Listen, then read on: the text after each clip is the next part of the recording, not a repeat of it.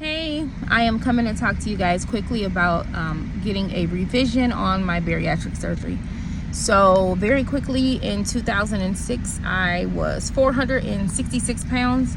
Actually, I probably was bigger than 466, but I had lost some weight beforehand during the program. So I was 466 pounds. Back then, nobody really told me about calories and things like that, and I had my daughter at 16, and I was married at 16 also, and I just gained so much weight. Like, I just went up in weight. So I delivered at 375, and then after that I just kept going up. Next thing I know, I was 466 pounds. So I had the surgery in 2006, and I lost 255 pounds or so. I got all the way down to like 230. And so I maintained 230 for a while. Then in 2010, 11, I started to go up in weight, gaining. I was going up, down. I was doing my master's in 2012. And then I was weighing, I got back up to 333 by the time I walked. Yeah, I got back up to 333 just from going to class and just buying, and the funny thing is, I have been vegan for 10 years. And I know people say, well, you can't be fat if you're vegan. That's not true. Like, I was eating a lot of bread, a lot of Subway. Like I would have Subway with some chips, and I would have like a vegan cookie, so it was a lot. I gained a lot of weight. So I got back up to 333 then, and then I just kind of been maintaining that for like some years, like the same weight. I go from 300 back down to 280, back up to 290, and I would just fluctuate. So I always sit somewhere between 275 to about 360. Because, with depression and everything, I go back and forth. So anyways, my surgery is very old. But back in 2020, I had a throat issue from having acid reflux. I had a issue with having GERD and having food come back up my throat. So it ended up giving me a strictured throat. I ended up having to go to the ER after going 20.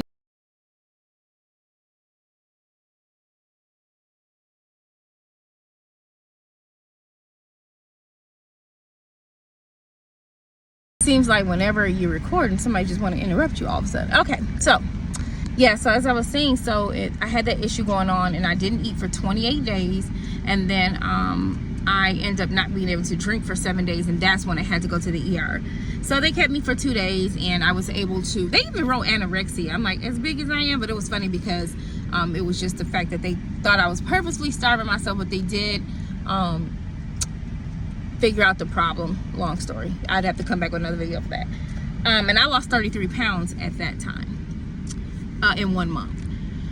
Anyways, so because of those stomach issues I've been having, I went to the bariatric. I had my bariatric surgery back in Michigan, and now I've been living in Florida for the past 10 years. So I went to the bariatric center here at Tampa General Hospital, and they offered to give me a revision depending on what my stomach looks like, what my pouch looks like. And since I'm back up to 300 pounds now, it's like, yeah, I might as well go ahead and get it. So that is the journey I'm on. I am getting ready to go back through the revision because the surgeon who did my surgery messed up my surgery. It wasn't good. He didn't do a good job. In fact, he was fired like right after our surgery. He's actually fired. I think he might have killed someone by accident, something like that. So he ended up getting fired. So and it was funny because I had lost so much weight that he had offered to give me skin removal at that time because I had lost 200 some pounds. But I'm glad I did not get it. I can just imagine how bad it would have been if I would have went through him. So yeah, I am now going back on my journey again to do a revision, and so I will be posting videos weekly, just talking about the surgery, talking about going through the process, sharing what my process is. The first steps I have to do is have the endoscopy, which I'll be having coming up in some weeks. It was scheduled for October, but I do have an appointment with a nutritionist as well as a psychologist, as you have to go through the process in order to get the revision. It's the same process that you have to do in order to get the bariatric. The one that I had was the Roun-Y, the old school gastric one where they cut you from the top to the bottom, the very old school one. You know, now they do it laparoscopically, but I had the old school one that took 4 hours on the table. So I had that one. It was very successful. The thing about having bariatric surgery is, and I tell people, it is not a magic pill. You absolutely will have to diet. You will have to exercise. You will have to do caloric intake. And, you know, that's the things that I always tell people. It's not a magic pill. And I did all of that weight loss. Maybe from the first 75 pounds may have been due to the 6 weeks of no eating, but all of the rest of that weight, I hit the gym. I weekly, you know, on top of, you know, studying, I hit the gym. I did all of that. I ate well. I ate 800 calories a day, which was, they told me was not enough, but I was doing between 8 to 12, and then I got down into 8. I was eating 0 to 5 carbs per day, nothing more. But the thing about doing low carb is, as soon as you stop, you will gain that weight right back. It's not, to me, a long-term solution. So that's the reason why I keep getting interrupted, guys. So yeah, so as I was saying, I'm going to try to lose, because I weighed in when I went last time, and I'm going to try to lose about 25 pounds before I even have the endoscopy done. One, it'll help the endoscopy, you know, go smoother, and two, it'll just show that I'm a good candidate. Now, what I was trying to also say was, I really didn't want a revision. I didn't want any more surgeries. I don't want anything, to be honest. I actually went to them for the non-medical weight loss, but they really don't want to do that no more. Before COVID, they were doing it.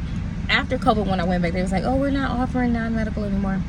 So I'm like, okay, that's fine. So what now, what I really am more interested in is for him to actually see what's going on with my surgery, to look at my pouch, to see if it's not, the sphincter is not closing correctly.